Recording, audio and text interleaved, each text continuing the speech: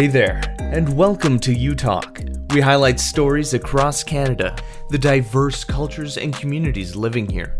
I got to talk with Elder Dr. David Courchene, an executive producer of Kejic Productions, Erica Daniels. Manitoba 150, in partnership with the Turtle Lodge International Centre for Indigenous Education and Wellness and IG Wealth Management, released a series of vignettes in English, French, and Anishinaabe, carrying the lessons of the 7 sacred laws. Dr. Courchene is a respected elder who has devoted himself to learning the knowledge and traditions of Indigenous people. He says the true identity of the First Peoples is reflected in a foundation of laws and values known as the 7 sacred laws. Anishinaabe cause kinyo don't them sagging don't G Anishinaabe and Dow. My English name is Dave Courchene, and I'm from Sagging First Nation, and we was very. I have the responsibility of taking care of a place that has become very well known, the Turtle Lodge. You know, it's been a place for healing for many of our people, but we've extended, the invitation to other people to, to join us in the protocols that we follow when it comes to seeking healing. So my work has been primarily teaching. I've led a lot of ceremonies in my life that have been handed to me by spiritual leaders. And so I was very happy today to launch, what we call the 7 laws of Anishinaabe. Mm-hmm. Okay, so how about you tell me a little bit about Turtle Lodges and your involvement in this project? The Turtle Lodge was received through a vision, and built in my community in Sagging First Nation. And, I've always been so proud to say that it was the young people, that had helped materialize the vision I had of this lodge that I received on a vision quest. And it was built in 2002, and it has become recognized as a place of healing, for many people. And the other thing that's very important for me is that the lodge represents something that is very important, and that's our autonomy, as a people to exercise, our way of life. Because today, we still govern from cradle to grave with a legislation called the Indian Act. And I would rather not be governed by that legislation. And when we built the Turtle Lodge, it was to help us again to, to find our own identity as a people. And we were very fortunate that we still had knowledge keepers that had maintained that, the language, the ceremonies, and the teachings, of our ancestors. And I also, like to acknowledge those that, during the time of Prohibition, they went deep into the forest and practiced those ceremonies, and high into the mountains, and continued to light the sacred fires and sound the sacred drum. Because the drum is a gift that we believe carries, our hopes and our prayers to that higher realm of spirit. So the lodge, has become very important to many of us. And today we're still learning, we're still experiencing more of the beauty of a way of life of such a beautiful people. There isn't a day that I don't wake up and thank the great creator that I was born, to be an Anishinaabe. And I know that many of our people today, have not had that opportunity, to even learn, their identity, because the approach by government has always been to assimilate us in just about every segment of programs that they implant in our communities. It's still with the original intent, and that is to assimilate us. The Turtle Lodge has become a place where we we exercise our right of freedom to, to exercise that right to be able to use the gifts of our ancestors that helped them to sustain life. And just as important is to bring back the protocols that are needed in establishing a sacred relationship with the land. It's not only about going to the land, but rekindling the spirit of that relationship with the land itself. So the Turtle Lodge has had far-reaching impact on many people. Today we're getting calls from all over the world that, our messages are slowly getting out there. And one that is of common concern we find is the whole issue, of climate change. And, people, particularly the scientific community, is beginning to recognize, that Indigenous people have something to contribute to in terms of finding ways to have a much better relationship with the land itself. And we do have those, those teachings that can help us to develop a much more respectful, sacred relationship with the land itself. And when we built the lodge,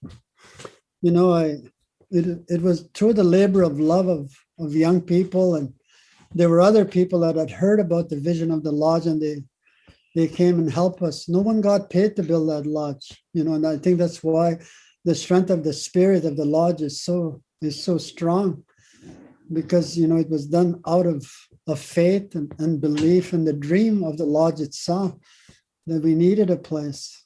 And to us, the turtle for us has always been a symbol of truth. In our language, I've heard many elders make reference in the language that the Turtle Lodge, they call it Tebegamik, a lodge of truth. And truth to us, of course, are these seven teachings, these 7 laws.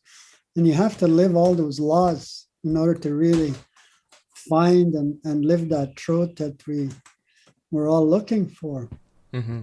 Yeah, so the building of this lodge and projects like these are an opportunity for our First Nations to reclaim an identity that was stolen and nearly lost. With the news of those 215 children, those are 215 individuals who never had the opportunity to embrace their culture. Like you said, because of assimilation. And I think, that was the most difficult part for me personally, and I'm sure others, that it hurt to hear the story of the uncovering of these 215 children, because I know we all love our children, and I know we all do. It has nothing to do with, with the diversity of humanity, but as parents or aunties, uncles, or grandparents, we love our children. So anyone with a heart, I think, would have felt the pain that many Indigenous people who were the relatives of those, that had to go through that experience. And we have a way of life, that helps in the grieving process. And I think that's what's important here, is for those, to remember amongst our own that we have ways and means, for ceremony to deal with the grieving. And I met with the National Group of Elders a couple of days ago, and they've called for a day of prayer on Sunday, to be able to lift the pipes and, to help share in the grieving of our relatives. And more, and just as important, to remember of the children today that have not had that opportunity to learn about their identity. And there's been many of them. Today we see so many children, that have gone into foster care. And many people have made reference that it's just a repeat of the boarding school, situation. So we have a lot of work to do, and I know that, as spiritual leaders of our people, we tell our people we have to start taking responsibility again. We've got to break out of the state of dependency that's been created by government, that we have to take full responsibility for our children. We have to take full responsibility, for a way of life that we need to share with the rest of our relatives, that have arrived on our homeland. And I know that these challenges out there are great. There's a lot of challenges. And it's going to require people, that can find the courage to be able to set aside the differences and say, we're going to have to think of the children here. What legacy do we leave our children? What footprint do we leave them? Do we leave them a footprint that they can have a future? And from what I'm seeing, is that we're spending the inheritance of our children if we continue to exploit the land to the extent that it's being exploited, with the minerals, the forest, the gold, everything, all of that, and then it's always at the expense of the ones that are most vulnerable are the children. It's always to be the children that suffer the most because of adults make these decisions, which I think many times are somewhat selfish decisions. And, we've arrived in a time of great change, but also a time of great opportunity to the change. It's going to require human change. We talk about climate change, but I think we're going to have to change. And I think with the releasing of these vignettes, I hope that that will open a door, at least, to engage in some discussions together, peaceful discussions, respectful discussions. Because, as long as we continue to protest and, engage in confrontation, we're not going to get anywhere. And I think that it's going to be the knowledge keepers of our nations that should take the lead in the process of this whole concept of reconciliation, that they define a real way, how we can reach a level of kindness as humanity, and allow the elders to fulfill their role, and, that they do the ceremonies that need to be done, to seek spiritual guidance and help. And there's spiritual ways all around the world, that people engage with in their belief system. And we have a way also as a people. We've always believed in the Great Spirit, and we know that we haven't got the intellectual capacity to be able to understand the fullness of the Great Spirit. Much of the Great Spirit is a great mystery. And the most that we can do as human beings is feel, what this Great Spirit is. And it's all about an energy of love, to show love, to be kind, is when you really feel the presence of that higher influence of life itself. So you hear these things in these lodges, the knowledge keepers are talking. And, to share one really quick teaching with you of creation, in every living entity, there's a shining blue light. There's a shining blue light inside of you called spirit. And it's that shining blue light that defines your identity and who you are. Your gifts, all of the good things that you are is within you. And the elders say you have to go within yourself to find yourself. No one can do that for you. So we engage in these rites of passages with our young people, like the vision quest for the young boy. And that's how I received, the Turtle Lodge was that rite of passage of a vision quest, to go out to find a dream and give me a purpose and meaning to my life. And once, the vision arrived and my life became really full, I had lots to do in order to make this happen. And we all have a dream. We all have a purpose. We're here for a reason. But there's also the collective responsibility that we have as human beings, first of all, to treat each other with kindness and respect. And the other thing that I think is very, very important at this time is to become real stewards of the land, to really protect the land, to take care of the land, and if we can give support to the young men today to go on a rite of passage, to feel the land. And I think if they feel the land, they're going to take better care of it. If they can hear the voice of the land, it's almost magical. When you allow yourself to experience that, and that's been my experience. Being on the land. Yeah, I was afraid at night. Everything became multiplied. The sound was greater, and at nighttime I began to realize I'm not as big as I think I am. Yep, yeah.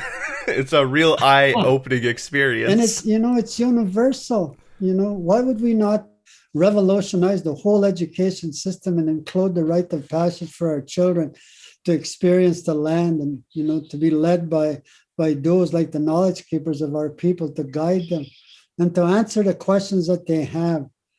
That's all these young people want. They have questions. They want somebody to answer them.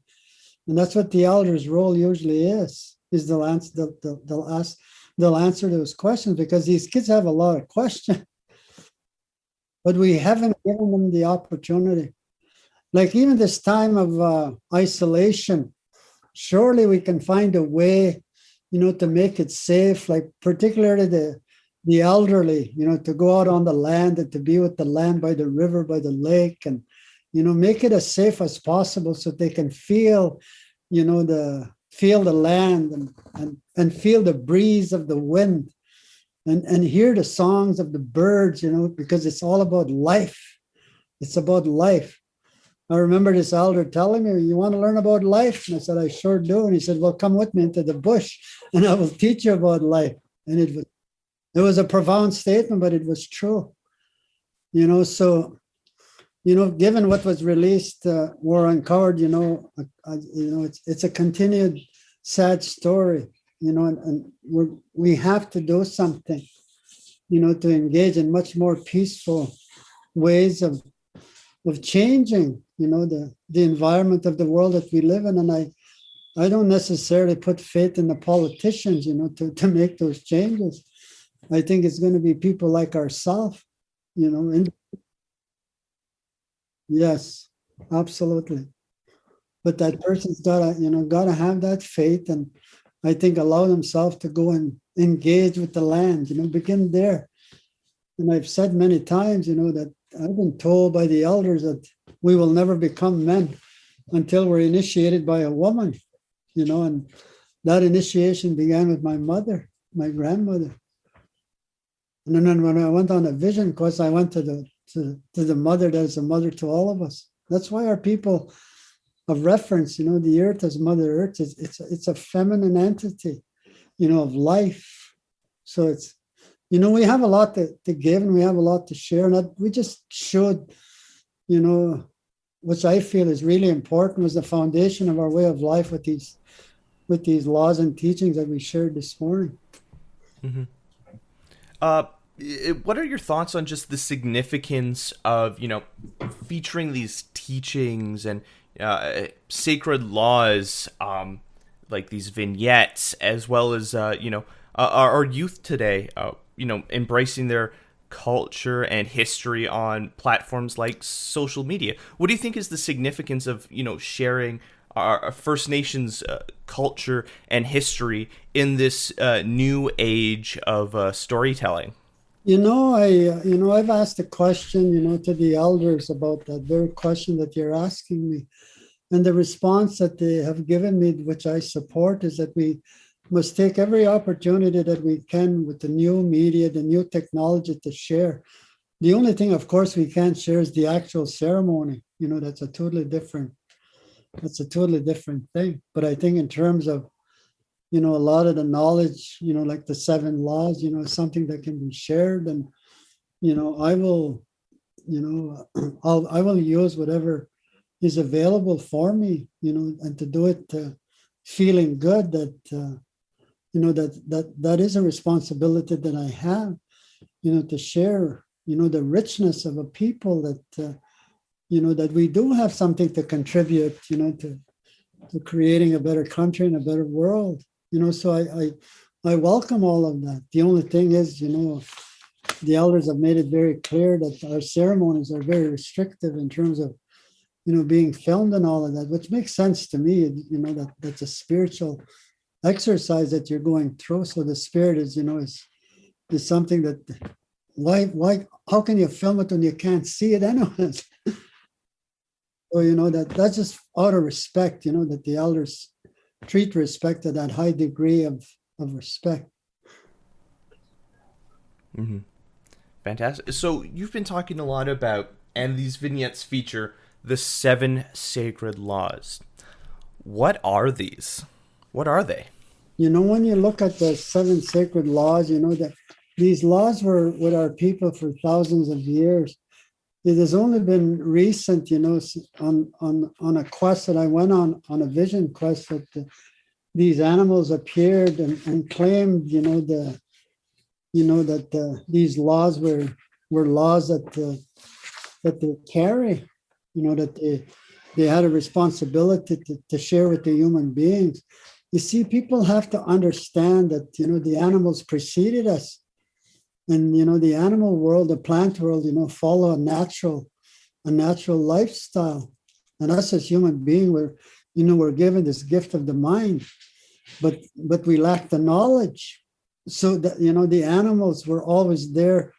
And really what that represents is the relationship that we have with the land, that is the real teacher to the animals and the birds that are there, to bring forward these teachings. Like the first law that we were given was the law of respect by the buffalo. And people would say, well, what is respect?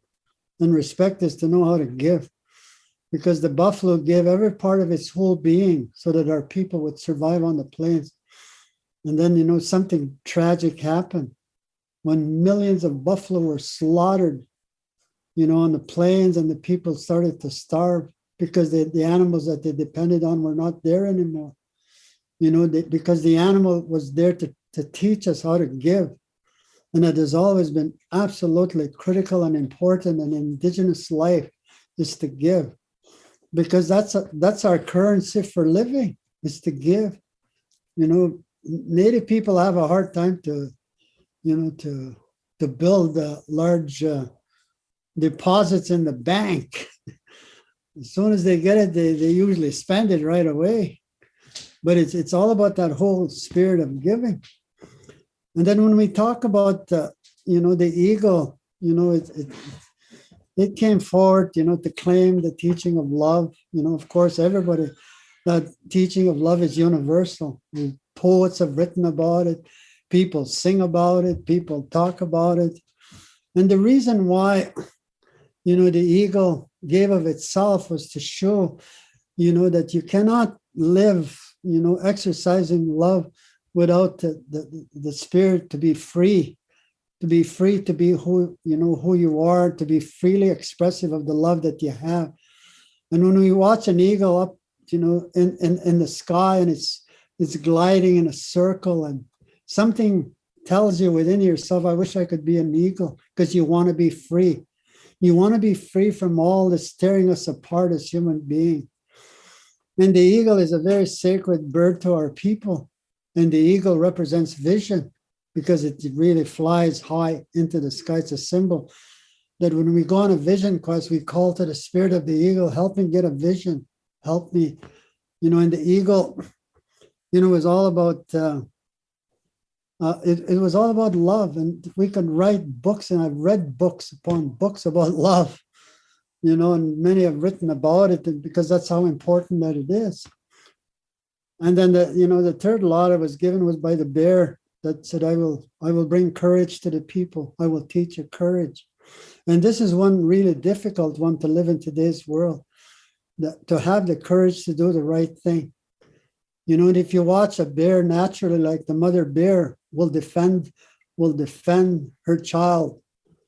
She will die for that child, that cub, because she has that courage to defend or to take care of her child. And, to really know what courage is about, is to be able to show, that love for each other. And courage basically is doing the right thing that's expressed from your heart, not your head, but your heart tells you that you have to, this has to change. And then you hear your heart, your spirit speaking to you. And it takes a lot of courage to try to implement what your heart is telling you. And I'm sure you've had your experiences in life. Your mind is telling you one thing and your heart is telling you another. Oh, yes. Oh, yes. We've all had those experiences. And honesty was brought by the one that we call Bigfoot, which was really to be honest, to speak truth from the heart. And we were never to lie, to judge or condemn others, rather speak well of others, knowing knowing their uniqueness. And it's interesting, when the elders say one of the biggest compliments your community can give you is that there goes an honest person, and you're attracted to that person. If you say that's a dishonest person, you don't want to be too near that person. But someone that's honest, you want them to be close to you. You want to talk to them. You want to be near them. That's a great honor when the community can say, there goes an honest person. And the elders will identify a lot of times, that's who the honest people are, that you can depend upon, to be honest with you if you want to deal, and, you're looking for help and answers. And wisdom, that was brought by the beaver was to know that each and every one of us as human beings have gift.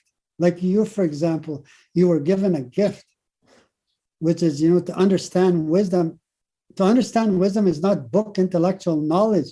Wisdom is to know who you are, and it's to know your gifts, but to take those gifts to serve humanity, to use those gifts to build a better world. Just like that, the beaver uses its teeth to build a dam. Think about a beaver in a natural world. If that beaver is lazy and he sits on the side all day, and his buddies are doing all the work, and his teeth grow long, and they grow so long he can't eat anymore, and he dies because he's lazy. Well, that's what happens to us a lot of time. We get lazy, don't want to work. So how can life be fulfilling? So we got to use our gifts. So that beaver, we need the beaver more than ever today, to be able to use our gifts, to create and build a better world. Yeah, with in a world where we have access to all the knowledge of time, all at our fingertips, some of it always in our pockets. Yeah, we really need that wisdom to really take that knowledge, to apply it, to fulfill ourselves and make the world a better place. Absolutely. And I think that, that's what I mean by this great opportunity that we're being given. These teachings are being revealed for a reason. It's not a coincidence or an accident. When we talk about humility that was brought by the wolf, it's not that we are all equal in the eyes of the Great Spirit, and showing gratitude every day for life received, that we shouldn't wake up in the morning, as we begin to breathe and say, God, I'm still alive. Feel good about that. And you hope that you can live and walk in a good way that day. You'll follow the sun. The sun is the clearest physical symbol that there's a great spirit. So he walks across the sky and say, do you remember those teachings? I taught you. Then you fall. But it's never too late to change. So you get back up and you try again. You just keep, because it's a lifetime experience. And then when we talk about the throat, which is represented by the turtle, she's one of the oldest animals who has, seen life evolve. And really to live truth is to walk all the 7 sacred laws together. And I know that today in my heart that these 7 laws can act as a foundation for anything we want to create that can build a better world. And that's why, what we did today is, it's been a lifelong journey for me, to share these teachings in the way that we've been able to, to share today. And I know that, we don't claim full, that we have all the knowledge and all the wisdom. Nobody does. I think we have a part of, something that is important that can contribute, to create a better world. And one piece in a larger puzzle. That's exactly true, and we need to learn that, that all of us have something to contribute. If we can see humanity in the sense of, that we're all related, like you're my brother, and to reach that level, and some have a difficult time doing that. There's a lot of people that just refuse to even consider that, that understanding.